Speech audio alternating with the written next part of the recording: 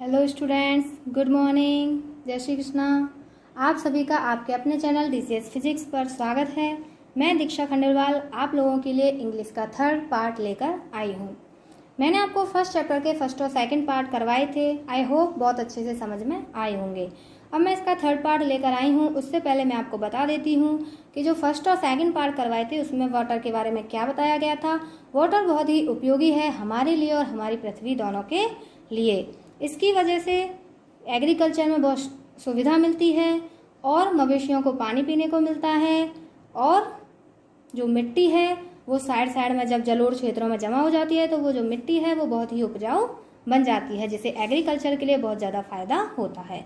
अब इसके आगे का पार्ट मैं आज आप लोगों को करवाने जा रही हूँ। उससे पहले आप लोग सभी इस चैनल को ज़्यादा से ज़्यादा शेयर करें और सब्सक्राइब करवाएं। थर्ड पार्ट है यहाँ से द फ्लो से। अब आगे का हम स्टार्ट करते हैं। द फ्लो ऑफ वाटर, जो पानी का प्रवाह है। द फ्लो ऑफ वाटर, जो पानी का प्रवाह है, फ्लो प्रवाह, has undoubtedly played a great part, और उसने वास्तव में निभाया है, प्लेड निभाया है, अ ग्रेट पार्ट बहुत बड़ा योगदान, एंड अ बेनिफिशिएंट वन और बहुत ही फायदेमंद दिया है, इन द जियोलॉजिकल प्रोसेसेस, और जो भूवैज्ञान की प्रोसेसेस हैं, कार्यक्रम हैं, योजना हैं, उनके लिए बहुत ही फायदा, बेनिफिशिएंट फायदा दिया है। बाय विच, जिसके द्वारा, the soil on the earth surface, जो अर्थ सरफेस है, पृथ्वी की जो धरातल है, सतह है, उसकी जो मिट्टी है, हैज़ बीन फॉर्म्ड, उसका निर्माण हुआ है, from the rocks of its crust, जो चट्टाने हैं उनकी परतों से। किसका निर्माण हुआ है? सॉइल का, मिट्टी का। द सेम एजेंसी, वही माध्यम, हाउएवर, हालांकि, अंडर एप्रोप्रिएट कंडीशंस, जब कोई निश्चित परिस्थितियां बनती हैं, एप्रोप्रिएट निश्चित परिस्थितियां बनती हैं, can also play a destructive part, वो अपने आप में एक विनाशकारी बन जाती हैं, डिस्ट्रक्टिव विनाशकारी, एंड वॉश अवे, और वो बहाकर ले जाती है, द सॉइल, मिट्टी को, which is the foundation of all agriculture, और वही मिट्टी जो संपूर्ण एग्रीकल्चर, कृषि के लिए आधारित है, उस सभी को वो बहाकर ले जाती है।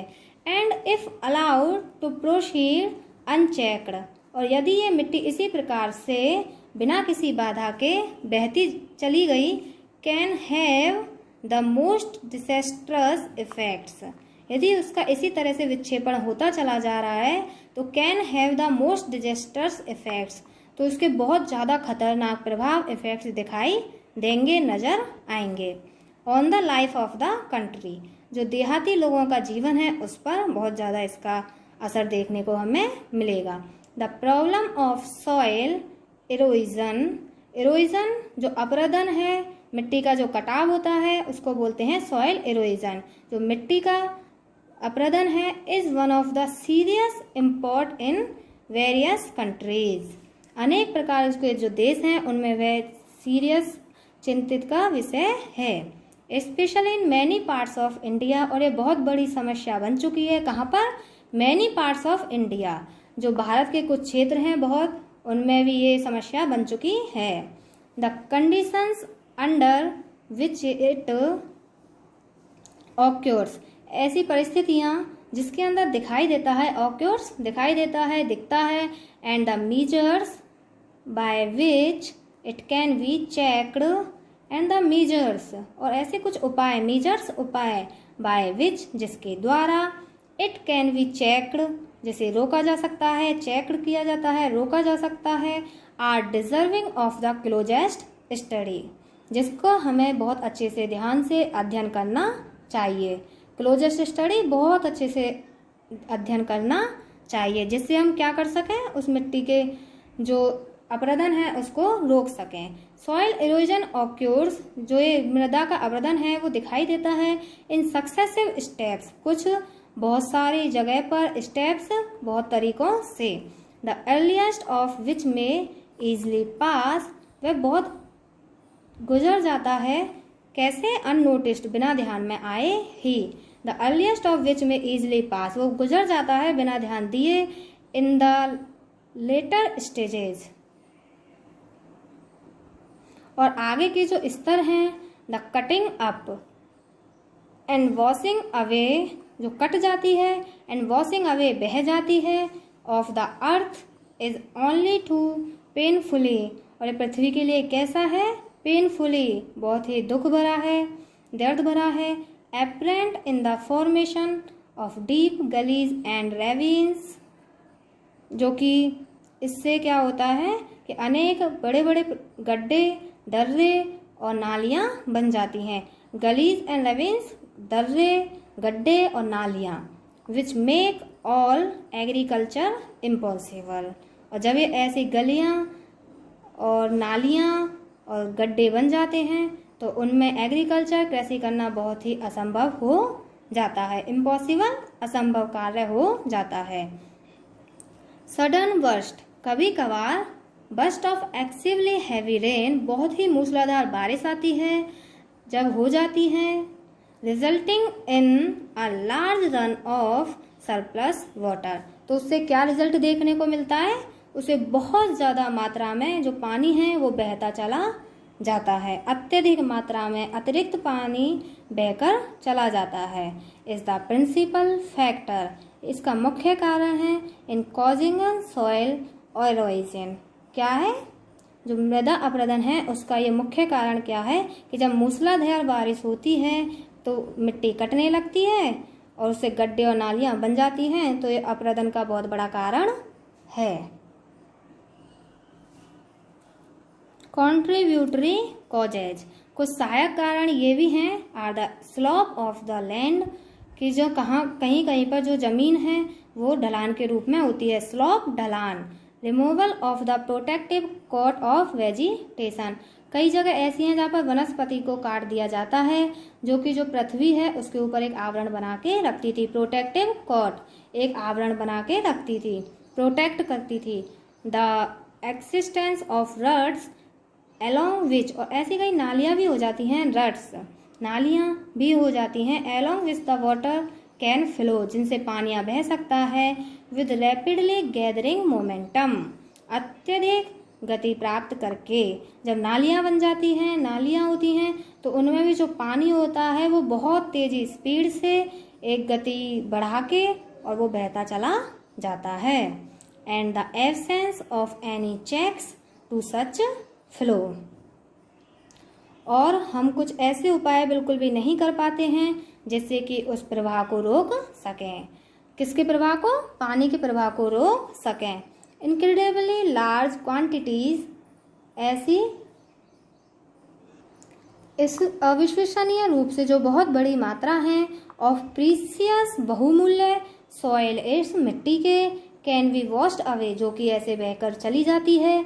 इफ सच कंडीशंस एग्जिस्ट, और यदि ऐसी परिस्थितियां ही रहीं, इफ सच कंडीशंस एग्जिस्ट, यदि ये कंडीशंस, परिस्थितियां ऐसी ही रहीं, as is unhappily too often the case, और यदि ऐसा ही हमें अक्सर देखने को, हमारे आसपास देखने को मिलता है कि हम कोई भी ऐसा उपाय नहीं करते जिससे कि मृदा का जो अपरदन है वो रुक सके।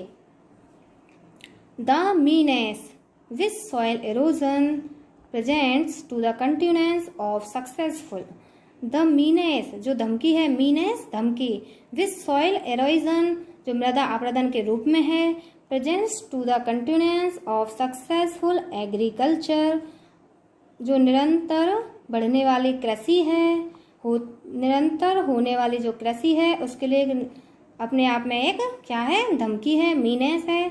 is an alarming one, और ये बहुत ही चिंताजनक है। In many parts of India, Bharat के बहुत हिस्सों में, क्षेत्रों में।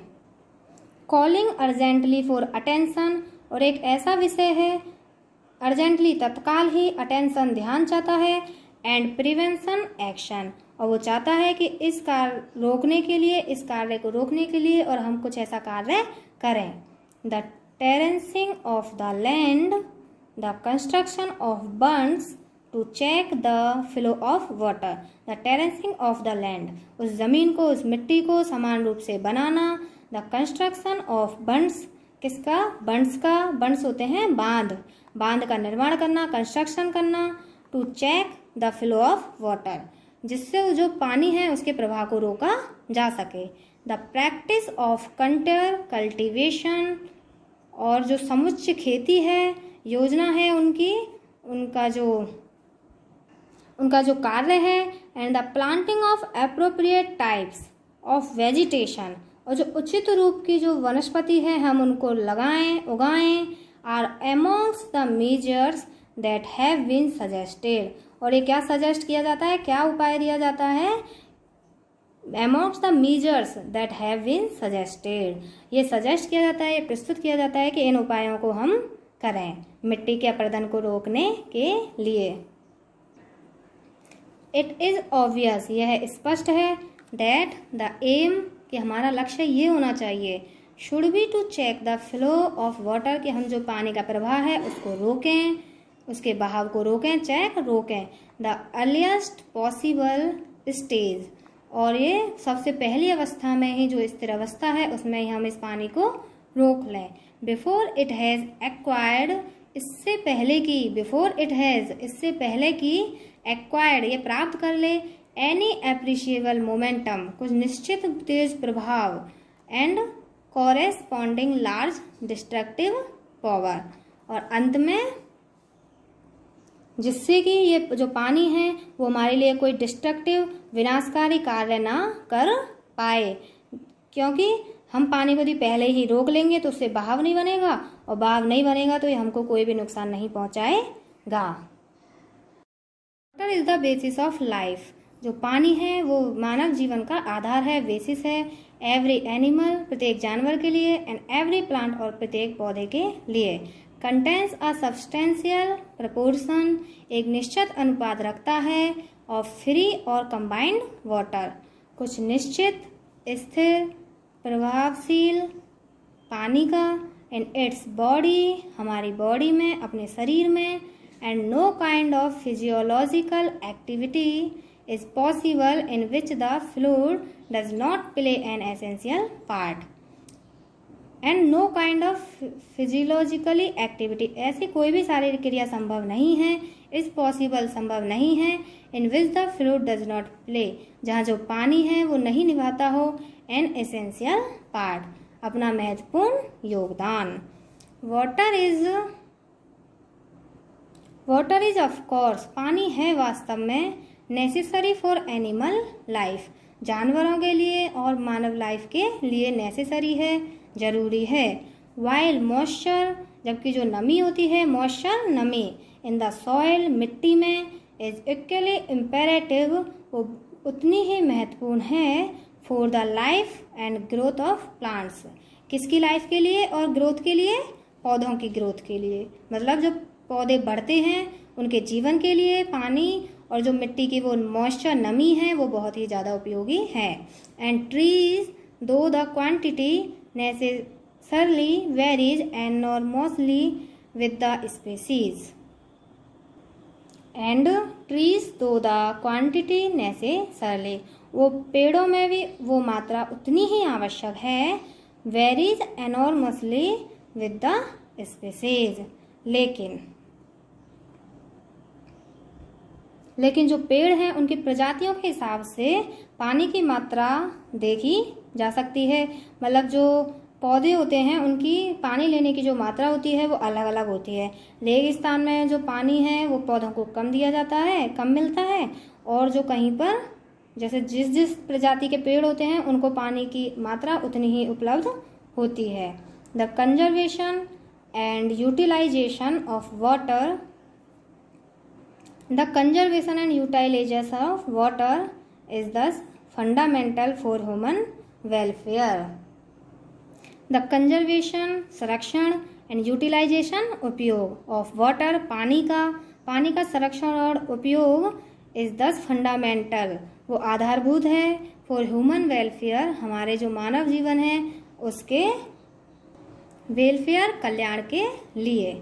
Apart from artesian water, the ultimate source in all cases, apart from artesian water, उस भूमिगत जल के अलावा the ultimate sources in all cases, एक अंतिम जो स्रोत है हमारे लिए इज रेन और snowfall.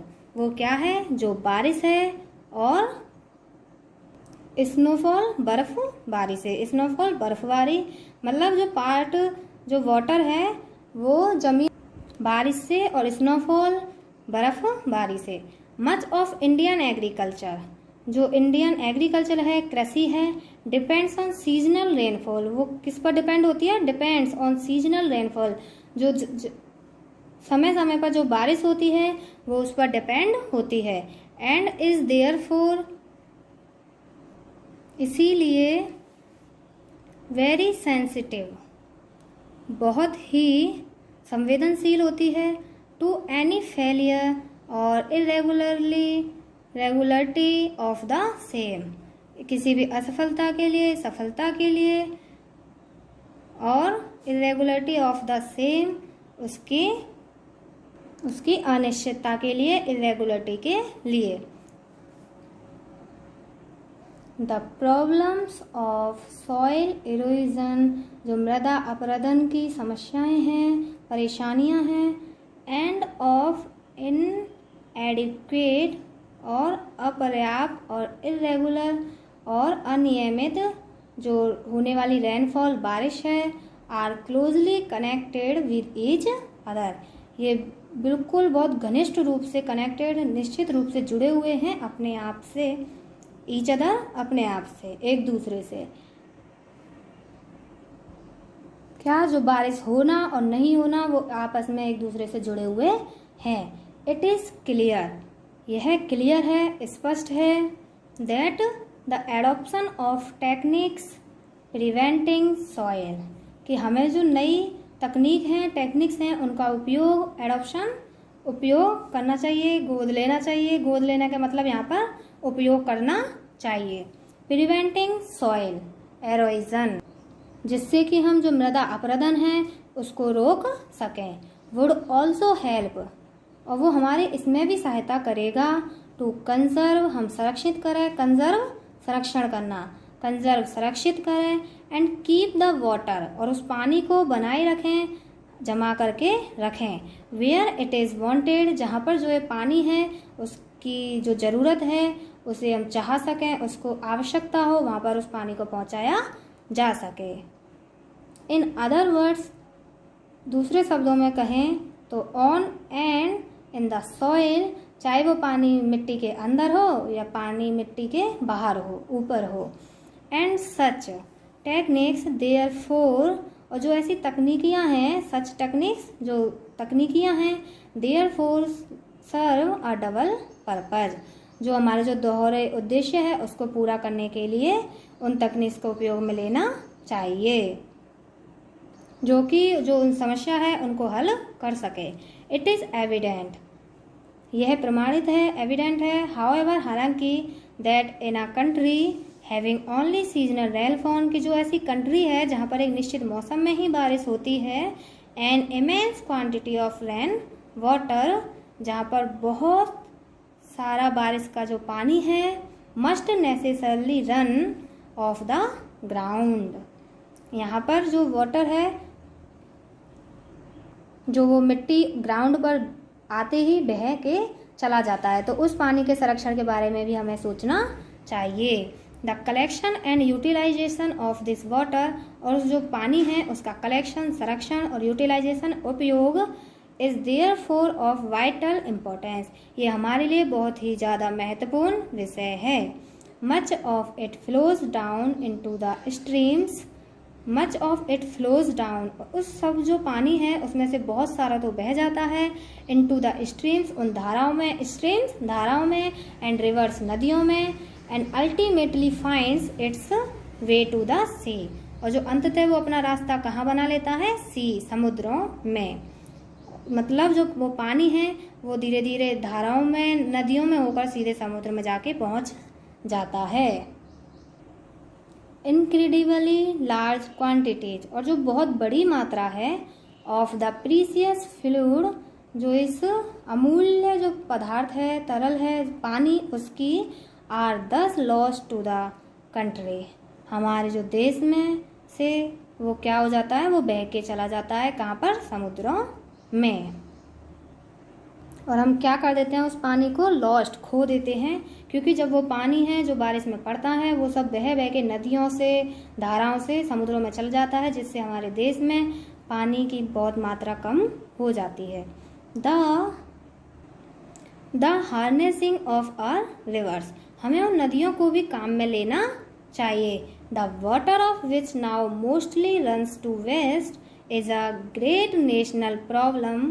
The water of which now, जो पानी है वो सामान्यतः मोस्टली, बहुत तरीके से, रन्स टू वेस्ट, जो वेस्ट हो जाता है बहकर, is a great national problem, ये बहुत बड़ी राष्ट्रीय समस्या है। विच मस्ट बी कंसिडर्ड, जिसके बारे में विचार करना चाहिए, कंसिडर्ड सोचना चाहिए, and dealt with on national lines, और जो राष्ट्रीय हित हैं उनको देखते हुए वो कार्य करने चाहिए कि उन जो पानी है उसको बचाना चाहिए, संरक्षण करना चाहिए। Waste areas of land, waste areas of land, और जो जमीन के बेकार जमीन है, एरिया है, which at present are mere scrub jungles, और जो जंगल हैं, जो खराब जंगल हैं, मात्र वैसे ही खड़े हुए हैं, उन्हें कुड बी टर्न्ड, उनको टर्न करना चाहिए, उनको सुनियोजित करना चाहिए, इनटू फर्टाइल, उपजाऊ बनाने में, and prosperous country, prosperous country, हमारे जो देश है उसको समृद्धि के रूप में बनाने के लिए उसको संरक्षण करना चाहिए। By courageous and well planned action, कुछ साहसिक और निश्चित योजनाएं बनाएं, जैसे वेल प्लान्ड एक्शन, बहुत ही जल्दी से प्लान किए हुए एक्शंस बनाने चाहिए, जिससे कि जो पानी है उसका संरक्षण किया जाए और उसे उपयोग में लेके आ सकें। एक्शंस आज हम बस यहीं तक करेंगे। इसमें क्या बताया गया है कि जो रिवर्स हैं, नदियां हैं, उनके पानी को हमें संरक्षण करना चाहिए, और जो जंगल वैसे ही खड़े हुए हैं उनको काट कर या फिर उनको सुनियोजित करके, अच्छे अच्छे प्लान्स बनाकर, एक्शंस करके, कार्य करके, जो समृद्ध देश को बनाने के लिए इन कामों को करना चाहिए। पानी का संरक्षण करना चाहिए, जिससे कि पानी वो बहकर समुद्र में ना जाए और हमारे लिए, हमारी कृषि के लिए फायदेमंद हो। आज बस हम यहाँ तक करवाएंगे, इसके आगे का 4th पार्ट लेकर आएंगे। बस आज के लिए थैंक यू सो मच।